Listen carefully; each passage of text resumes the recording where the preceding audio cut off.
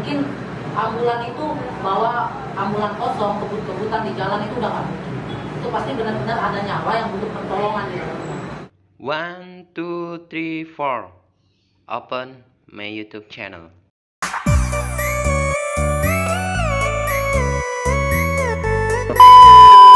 Welcome back my YouTube channel.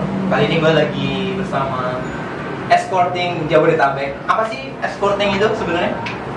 Dari lo, nih di sini gue lagi sama si Kade. Sama, kenalin nama lo? Nama saya Kade. Sebelahnya? Enggak. Sehat? Kamu nggak salamin? Salamin lah, masa nggak disalamin ya? Nih menurut lo nih, apa sih escorting itu sebenarnya? Kalau escorting itu ya apa ya? Sistem kayak patwal lah ya. Jadi kita ngawal ambulan yang benar-benar untuk pertolongan dan harus cepat sampai tujuan. Kalau pribadi, escorting? Ya kurang lebih sama lah. Istilahnya kita membantu melancarkan perjalanan ambulan agar sampai tempat pada waktunya Atau sampai tempat tujuan lah ya? Iya. Nih mungkin kalian kan nggak ada yang tahu apa sih escorting. Escorting adalah patwal ambulan guys. Mungkin di jalan itu kan banyak pengawal-pengawal ambulan dari segi apa aja kan. Mungkin kalian kalau ibaratnya lagi di jalan kan ada ketemu pengawal ambulan yang begitu banyak biasanya ya. Iya benar. Nah ini nih sih gue pengen tanya nih. Gue kan pernah nih baca suatu artikel kejadian. Makanya kenapa gue pengen ngundang perwakilan dari Escorting Jabodetabek ya, enaknya ngomong ya. Ya sebenarnya sih bukan Jabodetabek juga sih. Independen. Independen aja kita. Membantu jiwa sosial aja sih. Berarti lo perwakilan dari independen escorting lah ya, perwakilan nih. Mungkin kalau di sini nanti ada tutur kata yang kurang benar ya maklumin aja ya.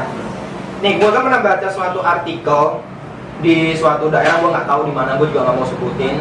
Itu ada suatu kejadian, ada mobil ambulan yang mau lewat, cuman dihadang sama pengendara mobil dan pengendara mobilnya itu marah-marah karena nggak dikasih, maksudnya ambulan itu dia nggak mau ngasih jalan gitu loh. Maksudnya pengendara mobil itu nggak mau ngasih jalan buat ambulan, dia ditegur, dianya marah-marah.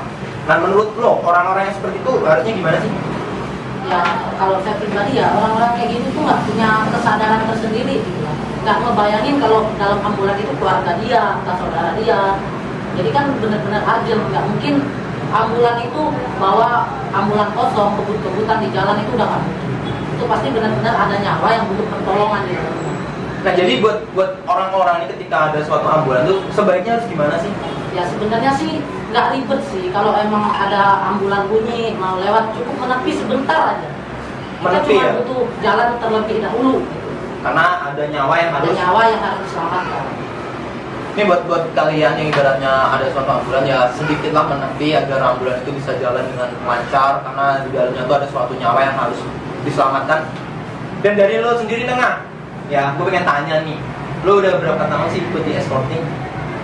Kalau saya sih dibilang baru-baru ya, Baru-baru. kurang lebih jalan hampir 2 tahun lah baru. Suka dukanya lo ikut escorting gimana sih? Ya suka dukanya sih, misalkan kita di jalan kurangnya pemahaman bagi warga sipil lah. Misalnya ada ambulan lewat, kadang disuruh minggir Susah ya? Susah. Nah jadi kalau pesan lo buat orang-orang yang seperti itu harusnya gimana gitu? Ya, kalau pesennya sih ya kita harus sebagai makhluk hidup itulah, harus kita mempunyai rasa kesadaran bahwa kalau itu urgent atau gawat lah ibaratnya. Ya kemungkinan siapa tahu nanti Iya. suatu keluarga ibaratnya kita yang lagi di jalan, keluarga kita ada yang di ambulan itu juga kita perlu bantuan buat Iya. jasa-jasa escorting kan.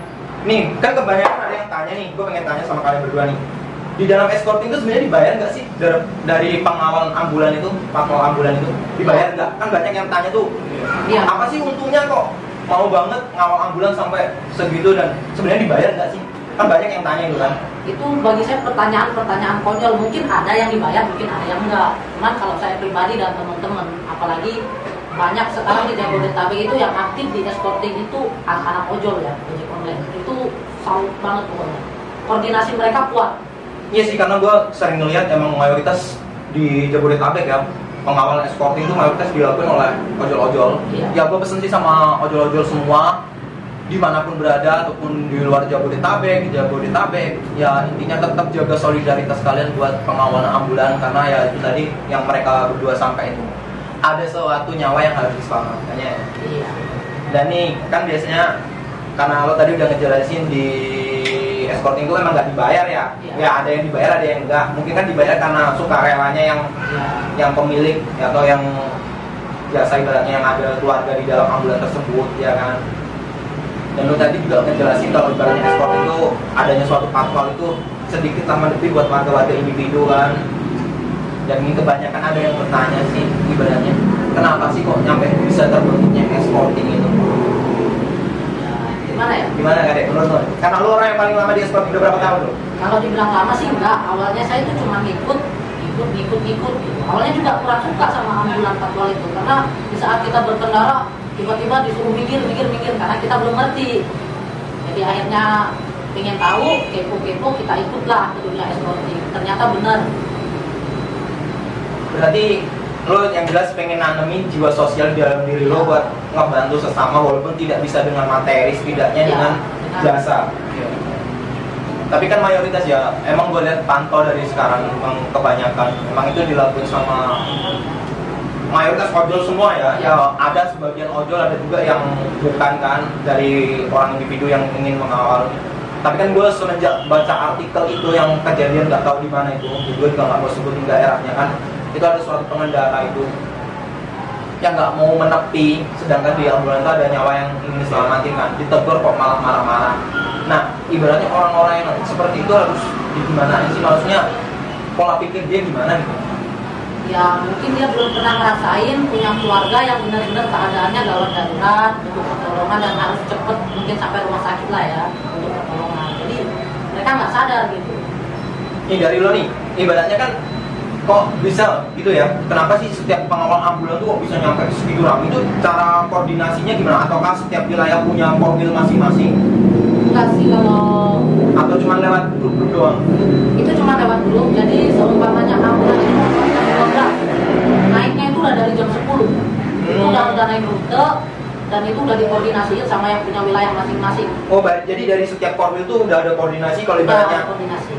di dalam ambulan ini mau keberangkatan jam 12. Iya. Nah, jadi jam 10 itu udah naik rute mana aja yang harus Iya. dilewati. Jadi harus di setiap korwil-korwil itu buat stay dan steril tempat ya. Iya. Atau steril jalan lah jalan. Ya tahu sendiri kan Jakarta padat. Iya, wajar sih masih. Jadi itu ada satu komando. Setiap wadah mempunyai satu komando. Jadi setiap mau seumpamanya kita mau melintasi lampu merah mana nih, itu sudah dipancarkan. Tolong dipersiapkan, dibuka tutup jalannya. Oh, jadi udah ada maksudnya pemberitahuan dari lewat media grup gitu ya? Iya. Kalau orang nggak tahu katanya ngapain sih ngawal ambulan teriak-teriak. Padahal itu bukan teriak. Mereka itu memberi pemancaran agar yang rute dilalui itu segera dibuka biar ambulan itu tidak tersendat. Tapi kan kebanyakan gini nih, ada orang yang mayoritas masalah artikan tentang masalah ini ya, apa patwal ini atau escorting ambulan ini kan banyak tuh ibaratnya yang salah mengartikan seolah-olah kayak mereka penguasa jalan gitu. Ya. Itu banyak loh orang yang berpikiran kayak gitu, dia beranggapan kalau wah kayak yang punya jalan sendiri aja. Iya, itu sering terjadi sih. Itu sering terjadi dan saya sering dengar sendiri, itu sering dengar banget. Cuman ya udahlah cuek aja gitu. Cuek aja. Kalau sendiri tuh kan gimana? Kalau kita dibilang sebagai penguasa jalan sih, itu kan posisinya kalau kita nggak ada juga kita nggak bakalan begitu. Itu kan harus kita punya rasa kesadaran lah, kembali lagi rasa kesadaran. Kalau urgent, namanya urgent gimana sih? Iya sih, Ya kan? keadaan mendesak gitu ya. Iya.